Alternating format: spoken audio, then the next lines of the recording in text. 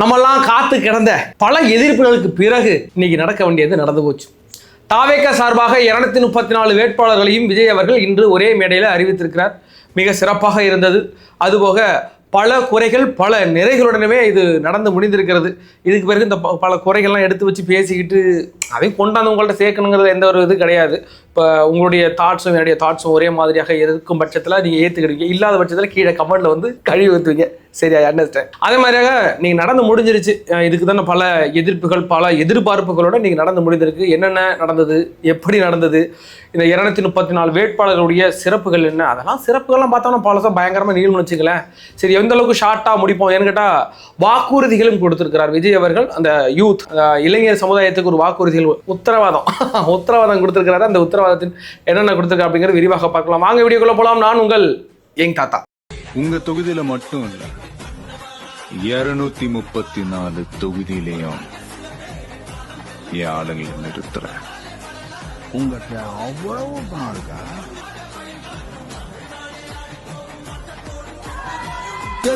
உங்க விஜய் உயிரன வரனா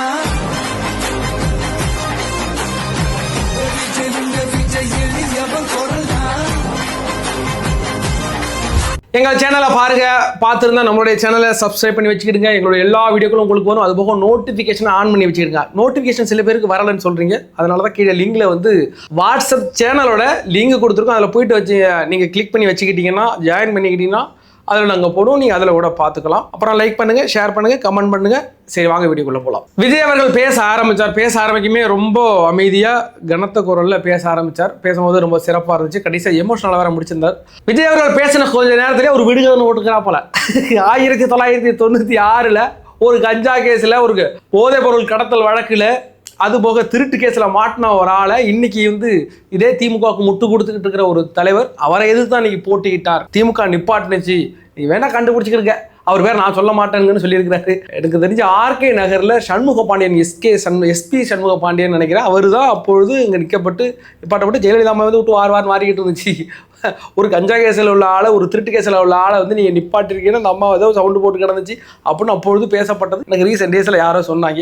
எனக்கு டக்குன்னு அவர் பேர் தான் எனக்கு கிளிக் ஆனிச்சு. ஒருவேளை அவராக இருக்கலாம், எனக்கு இன்னும் ஷியூராக தெரியல.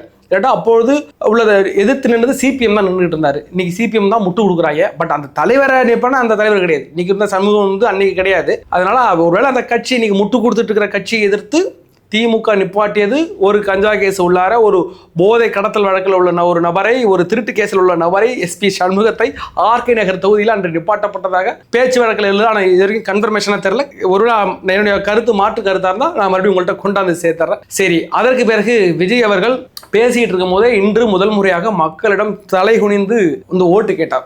தயவு செஞ்சு எங்களுக்கு ஓட்டு போடுங்க அப்படின்னு மக்கள் மத்தியில் வந்து கேட்டார். அப்படிதான் கேட்கணும், எந்த ஒரு மிதப்பும் இல்லாமல் தயவு கூர்ந்து எங்களுக்கு ஓட்டு போடுங்க அப்படின்னு கேட்டதாக இருக்கட்டும். அதற்கு பிறகு நான் அனுபவிச்ச வலி இருக்குல்ல, உங்களுக்காக தான் அந்த வலியை தாங்கிட்டு இருக்கேன்யா. எவ்வளோ வலிகள் இருக்குது அதெல்லாம் நான் தாங்கிட்டு வந்து உங்களுக்கு அதை நன்றி கடன் பட்டுக்கிறேன். அதற்கு நான் செய்யறதுக்கு தான் நான் வந்திருக்கேன். எல்லாத்தையும் விட்டுட்டு நீங்கள் புரிஞ்சுக்கிடுங்க, நான் எல்லாத்தையும் விட்டுட்டு அவ்வளோ வலிகளை தாங்கி நான் வந்து நிற்கிறது உங்களுக்கு சேவை செய்யணும், நன்றி கடனை. அந்த எல்லாத்தையும் விட்டுட்டுங்கிறதுல அதெல்லாம் உண்டு. நீங்கள் சொல்லிட்டு தர்றாங்க இல்லை, திருசாணி இருக்குது, அது இருக்குது, இது இருக்குது, அதெல்லாம் எதுவுமே கிடையாது. அந்த மனுஷனுக்கு குடும்பம் ஊட்டி எதுவுமே கிடையாது. இப்போ அந்த மனுஷன் தன்னந்தனியாக நமக்காக வந்திருக்கிறார். அதனால தான் அவர் உரிமையோடு சொல்கிறாரு, உண்மையாக சொல்கிறாரு. அதற்கு பிறகு 234 வேட்பாளர்கிட்டையும் ஒரு உறுதிமொழியை உத்தரவாதம் சொன்னாப்புல, உத்தரவாதம் வாங்கிட்டாப்புல, நான் ஒத்த காசை கூட நீ யாரும் எடுக்கப்படாது, மக்கள் காசை மக்களுக்கு நீங்கள் சேவை செய்ய வந்திருக்கீங்க அப்படின்னு சொன்னதாக இருந்தாலும் சரி. மற்ற கட்சியெலாம் யாரும் இப்படிலாம் சத்தியம் பண்ணி வாங்கிட்டு தான் கிடையாது.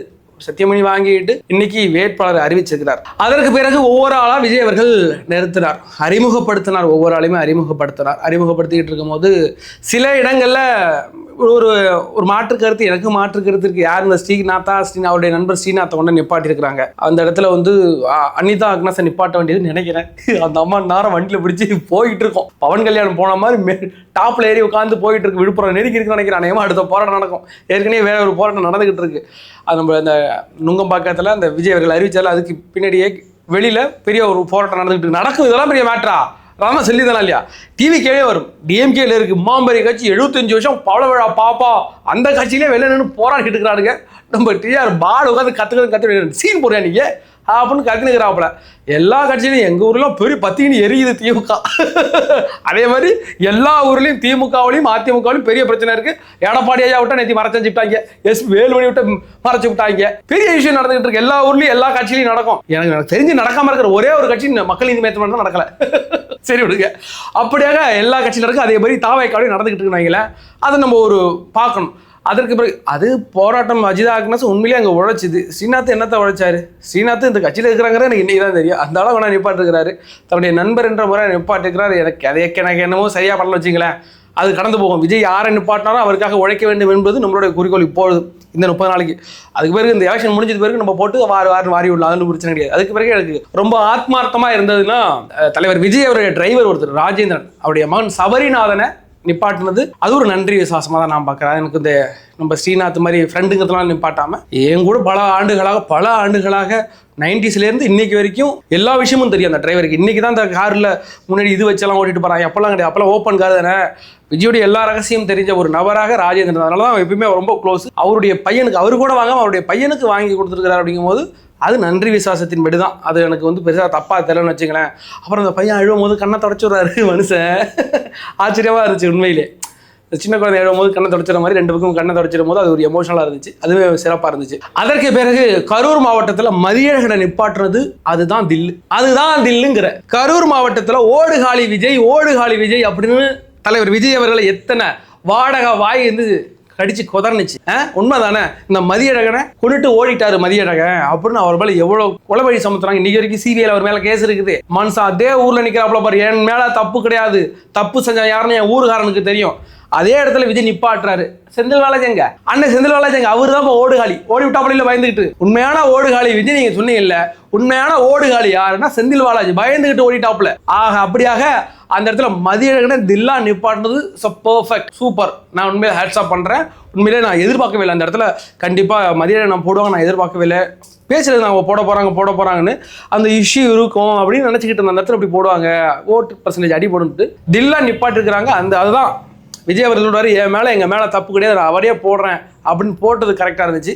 அதற்கு பிறகு நம்ம ஆதவ் அர்ஜுனா, அதுக்கு பிறகு ராஜ்மோகன், அவங்களாம் தெரியும் உங்களுக்கு.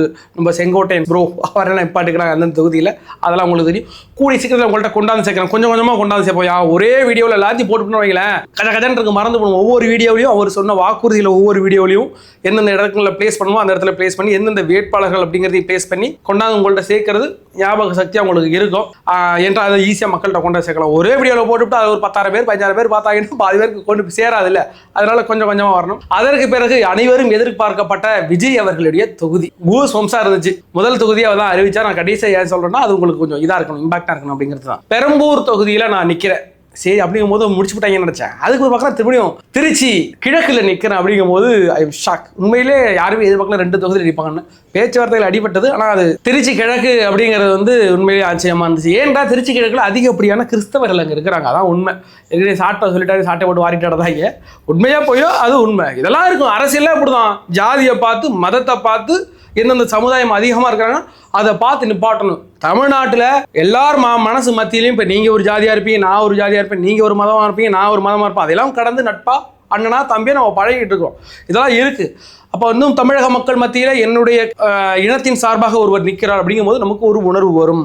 உண்மைதான். அதேபடி இப்போ பல இடங்களில் திமுகவும் சரி, அதிமுகவும் சரி, தாவேக்காவும் சரி, ஒரு தன்னுடைய இனம் சார்ந்த, சாதி சார்ந்த, மதம் சார்ந்த ஆட்கள் நிப்பாட்டுவது வழக்கம். ஜெயிக்கிறவங்க அப்படிதான் பண்ணுவாங்க. சீமான் மாதிரி கிறுக்கு தரமா இது பண்ணிட்டு இருக்க மாட்டாங்க.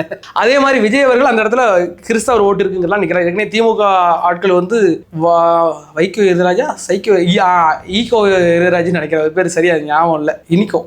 இனிகோ இருதராஜ் அவர் நிற்கிறார். அவரும் ஒரு கிறிஸ்தவ சமுதாயத்தை சேர்ந்தவர் தான். அந்த இடத்துல அவர் நிற்கிறார். அதே இடத்துல விஜய் அவர்கள் நிற்கிறார். இந்த இடத்துல நம்ம ஆர்டி சேகர் நிற்கிறார். போட்டி ரொம்ப கடுமையாக இருக்கும். ஐ மீன் அந்த இடங்களில் போட்டி வந்து திமுக எப்படி விஜய் வீழ்த்தணும்னு எதிர்பார்க்கும்ல. ஆனால் மனுஷனுக்கு ஈஸியாக ஜெயிச்சிருந்துறாப்புல. திருச்சி மக்கள்லாம் ஒரே சந்தோஷமா இருக்கு. எங்க ஊர் நிற்கிறாங்களே ஒரே ஜாலியாக இருக்கிறாங்க. அதே மாதிரி பெரம்பூர் தொகுதியிலுமே சரி அதிகப்படியான தலித் சமுதாய ஓட்டு இருக்குது அப்படின்னு நான் சொல்லியிருந்தேன். 27% வரைக்கும் தலித் ஓட்டுகள் இருக்குது. அது எல்லாமே விஜய் அவர்களுக்கு வரும். அப்படிங்கிறதுனால 2 தொகுதியில் நிற்கிறார். 2 தொகுதிகளில் கண்டிப்பாக கன்ஃபார்மாக டிவிக்கே கண்டிப்பாக இன்றைக்கே சொல்லிடலாம். ஆனால் ஜெயிச்சது பிறகு ஒன்றில் தானே கணக்கு எடுத்துவாங்க. அதுக்கு பிறகு வேற ஒரு ஆளை நிப்பாட்டி அங்கே ஜெயிக்க வைக்கணும். அது பிறகு நம்ம பார்த்துக்கணும்னு வச்சுக்கலாம். விஜய் அவர்கள் 2 தொகுதியில் கண்டிப்பாக நிற்கிறார். அப்போ சில பேருக்கு நான் சொன்னதே மறுபடியும் ஒரு வாட்டி சொல்கிறேன், சில பேர் கன்ஃபியூஷன் ஆகிடும். விஜய் அவர்கள் 2 தொகுதியில் 2 ஜெயிச்சிட்டா 2 தொகுதியிலுமே அங்கே போய் நிற்க முடியாது. மறுபடியும் விஜய் அவர்கள் ஒரு தொகுதியை ராஜினாமா பண்ணணும். ராஜினாமா பண்ணிட்டு அந்த தொகுதியில் வேற ஒரு ஆளை நிப்பாட்டி ஜெயிக்க வைக்கணும். ஏன்னா சில தலைவர்கள், பெரிய தலைவர்கள் என்ன செய்வாங்கன்னா, ஒரு தொகுதியில் நின்று தோத்து விட்டா என்ன பண்ணுறதுன்னு ஒரே ஷாக்காக இருக்கும். ஏற்கனவே ஜெயலலிதா அம்மா பர்கூர் தொகுதியில் நின்று தோத்து பண்ணிச்சுல்ல, அதே மாதிரி விஜய் சொல்கிறோம். எக்ஸாம்பிள் விஜய் அவர்கள் பெரம்பூரில் தோத்து விட்டா என்ன பண்ணுறது? அதனால 2 தொகுதியில் நிற்பார். ஏதாச்சும் ஒன்று ஜெயிச்சிடலாம். 2மே ஜெயிச்சிட்டா ஒன்றை ராஜினாமா பண்ணிட்டு அதில் வேற ஆளை மறுபடியும் நிற்க வச்சு இடைத்தேர்தல் வச்சு அதை ஜெயிக்க வச்சுருவாங்க. அதே மாதிரியாக தற்பொழுது டிவிகேவோட 234 தொகுதி வேட்பாளர்களையும் இப்போ அறிவிச்சிட்டாங்க. அதற்கு பிறகு நம்ம என்ன பண்ணணும்? அதுக்கு பிறகு அவர் சொன்ன வாக்குறுதிகள் இருக்குது. அதை நான் ஷார்ட்டாக சொல்லிவிடுறேன், ஒவ்வொரு வீடியோலும் தனித்தனியாக சொல்லுவோம். இதற்கு பிறகு நீங்கள் எல்லாம் என்ன பண்ணணும்னா, உங்களுடைய தொகுதி வேட்பாளர் யார் அப்படிங்கிறது உங்களுக்கு நல்லா தெரிஞ்சிருக்கும். அந்த மூஞ்சை மக்கள்கிட்ட கூட சேர்த்துக்கிட்டே இருங்க. சொல்ல போனால் டெய்லியும் வாட்ஸ்அப் ஸ்டேட்டஸில் வைங்க, டெய்லியும் ஃபேஸ்புக்கில் கூட நீங்கள் போஸ்ட் போடுங்க, தப்பு கிடையாது. அது உங்கள் வாட்ஸ்அப் டிபி இருக்குல்ல, அந்த வாட்ஸ்அப் டிபியில் அந்த மூஞ்சை கொண்டு வச்சிருக்கேன். பார்க்குறோம் டெய்லி பார்த்து காண்டாகணும். எப்போ கொண்டு போட்டுறா ஓட்டன்னு கொண்டு டிவி கிளம்பணும். அடுத்த 26 நாட்கள் 25 நாட்கள் இருக்குன்னா, அடுத்த 25 நாட்களும் உங்களுடைய வேட்பாளர் முகத்தை தான் உங்கள் மக்கள் பார்த்துக்கிட்டே இருக்கணும். என்ன வழியானாலும் பண்ணுங்கள். நீங்கள் வாட்ஸ்அப்பில் ஸ்டேட்டஸ் வைங்க, இல்லைன்னா டிபியாக மாற்றுங்க. இந்த இளைஞர் குரூப் இருப்பாங்க ஒவ்வொரு ஊர்லேயும். இப்போ ஒரு எக்ஸாம்பிள் சொல்கிறேன், ஒரு தொகுதி இருக்குது, தொகுதியில் 36 பஞ்சாயத்து இருக்குது. 36 பஞ்சாயத்தில் உள்ள ஒவ்வொரு பஞ்சாயத்தில் உள்ள இளைஞர்கள்லாம் சேர்ந்து வால் போஸ்ட் அடிக்க. இந்த வீட்டு விட்டு வெளில வந்தால் ஏதாச்சும் வெள்ளந்தூள் வாங்குறதுக்காக சீனி வாங்குறதுக்கு கடைக்கு போனால் கூட அந்த மூஞ்சி தான் பார்த்துக்கிட்டே இருக்கணும். எந்த சின்னத்தை மக்கள் அதிகமாக பார்த்துக்கிட்டு இருக்காங்க மைண்டில் பதிஞ்சிரும். அது ஒரு பிராண்ட் ஆகிடும். விஜய்ங்கிற ஒரு பிராண்டு, விஜய் நிப்பாட்டுற ஆள் பிராண்டு கிடையாது இல்லை, அவர் நம்ம தான் பிராண்டு பண்ணணும். ஜோயா லுகாஸில் நிற்கிது, திரிஷா நின்றுக்கிட்டே இருக்குது. நமக்கு எப்படி ஜோயா லுகாஸ் தெரியும்? விஜய் அவர்கள் முதல்ல வந்தார், அதுக்கு பிறகு திரிஷா நடிச்சாங்க, அதுக்கு பிறகு நயன்தாரா நடிச்சாங்க, அதுக்கு பிறகுலாம் தான் நமக்கு ஜோயா லுகாஸ்னா பெரிய பிராண்டு இருக்குடா அப்போ நம்ம நினச்சோம். அதே மாதிரி தான் இப்போ நீங்கள் அந்த முகத்தை மக்கள்கிட்ட காமிச்சிட்டு டெய்லி பார்த்து நல்ல மனுஷன் இருக்குடா அப்படின்ட்டு ஓட்டு போடுவாங்க. ஓட்டு கேளுங்க. உங்களுக்கு எந்த அளவுக்கு முடியுமோ அந்த அளவுக்கு கொண்ட ஓட்டை சேருங்க. அந்த வேட்பாளர் முகத்தை கொண்டு சேருங்க. விசில் சின்ன சேர்ந்துட்டு அந்த வேட்பாளர் முகத்தை கொண்டு சேர்க்க வேண்டியது நம்மளுடைய தலையாய கடமை. அதனால இந்த 25 நாள் 30 நாளும் நான் சொன்ன நிறைய குறைகள் இருக்குது. இந்த வேட்பாளர் அறிக்கையிலே நிறைய குறைகள் இருக்குன்னு சொல்லியிருந்தேன். அதெல்லாம் இப்போ பேசாமல் நம்ம பிறகு பேசுவோம். அவங்கவுங்க போராடுறவங்க நம்ம அவங்கள போயிட்டு திமுகவோட நீங்கள் சொம்பு திமுக கைக்கூலியாக மாறிட்டீங்கன்னா சொல்ல முடியாது. அவங்க கஷ்டப்பட்டு உழைச்சாங்க. நம்ம உட்காந்துட்டு இங்கே பேசிட்டு இருக்கலாம். இத்தனை நாள் உழைச்சிருக்கான், 6 மாதம் உழைச்சிருக்கான அவன் வருத்தம் அவனுக்கு தான் தெரியும். நமக்கு கிடைக்கலையே, அவங்க கிடைச்சிட்டேங்கிற வருத்தம் இருக்க தான் செய்யும். அதே மாதிரி நம்ம ஏற்கனவே திமுக இருக்கிற மாதிரியான சில பிரச்சனைகள் வரும். எனக்கு கொடுக்குங்கிற மன வருத்தத்தில் சில பேர் இருப்பாங்க, அவங்க வேலை செய்ய மாட்டாங்க.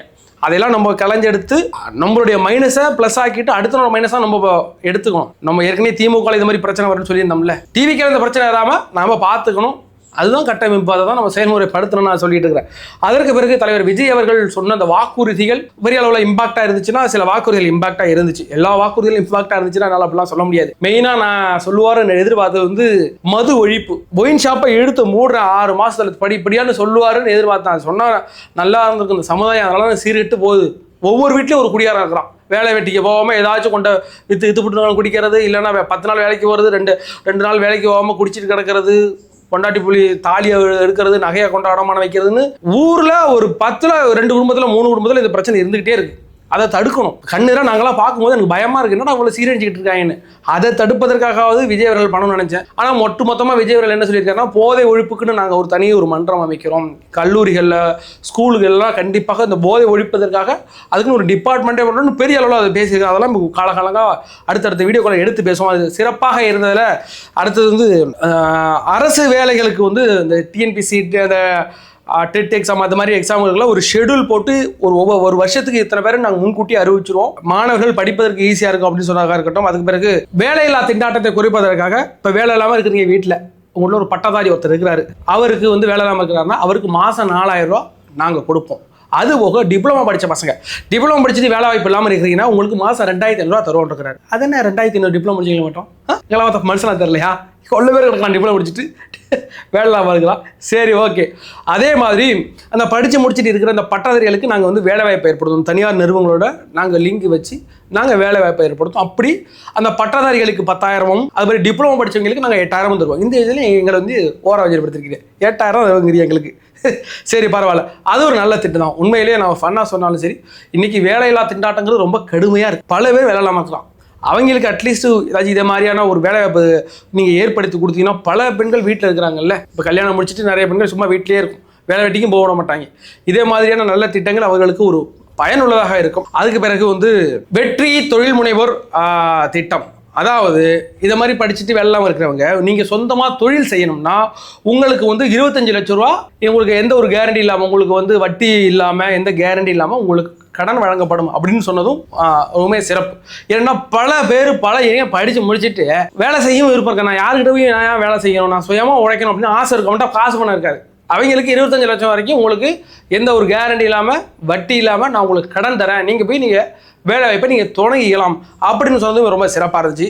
அதுக்கு பிறகு 12வது படித்ததுக்கு பிறகு 12வது படிச்சுட்டு நீங்கள் வீட்டில் இருந்தீங்க அப்படின்னா அதுக்கு பிறகு மேற்படிப்பு 12வது படிச்சுட்டு நீங்கள் மேற்படிப்பு மேற்கொள்ளணும்னா உங்களுக்கு 20 லட்சம் ரூபா இதே மாதிரி எந்த ஒரு கேரண்டி இல்லாமல், வட்டி இல்லாமல் நீங்கள் மேற்படிப்புக்கு நீங்கள் செலவு செய்யலாம். பிஹெச்டி வரைக்கும் நீங்கள் என்னன்னாலும் படிச்சிருக்கீங்க, உங்களுக்கு 20 லட்ச ரூபா தரேன், அது வட்டியும் கிடையாது, எந்த கேரண்டியும் கிடையாது அப்படின்னு சொல்லியிருக்கிறார் விஜய் அவர்கள். இதே மாதிரி இன்னும் நிறைய வாக்குறுதிகளை விஜய் அவர்கள் கொடுத்துருக்காரு, உத்தரவாதத்தை கொடுத்துருக்கிறார். அது எல்லாமே ஒவ்வொரு வீடியோவும் ஸ்ப்ளிட் பண்ணி நம்ம டெய்லியும் கொண்டாந்து மக்கள்கிட்ட சேர்ப்போம். அப்படியாக இன்றைய இந்த விஜய் அவர்களின் வேட்பாளர்கள் அறிவிப்பு கூட்டம் எப்படி இருந்தது, உங்களுக்கு எப்படிப்பட்ட தாக்கத்தை ஏற்படுத்துனுச்சு, நான் எதுவும் சொல்ல கொஞ்சம் விடுபட்டு இருந்தா கூட நீங்க சொல்லுங்க. எனக்கு மிகவும் ரொம்ப பிடிச்சது என்னன்னு கேட்டா, பாலிமர் நியூஸ்காரன் ஓட விட்டது. பாலிமர் நியூஸ்காரன் உள்ளா குறுக்க வந்து போயிட்டு அந்த வண்டி அப்படி போயிட்டு இருக்குது, அது ஜாலியா இருந்துச்சு, நல்லா இருந்துச்சு. அவங்கெல்லாம் ஓடணும்.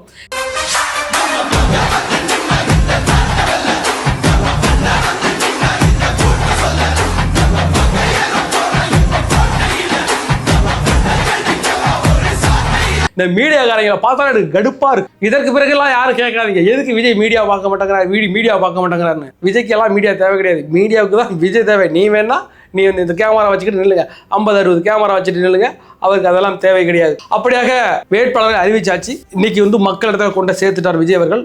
அவருக்காக நாம் உழைப்பது மட்டும்தான் நம்மளுடைய கடமை. அடுத்த 25 நாள் நம்ம தீயா வேலை செய்யணும். அந்த இருக்கிற வேட்பாளர்கள் எல்லாருமே விஜய் அப்படின்னு நினச்சிக்கிட்டு, அவர் சொன்ன மாதிரி நினச்சிக்கிட்டு உங்களுடைய களப்படியை சிறப்பாக செய்யுங்க. உங்களுடைய தாழ்மையான கருத்துக்களை கமெண்ட் செக்ஷன்லாம் பதிவிடுங்க.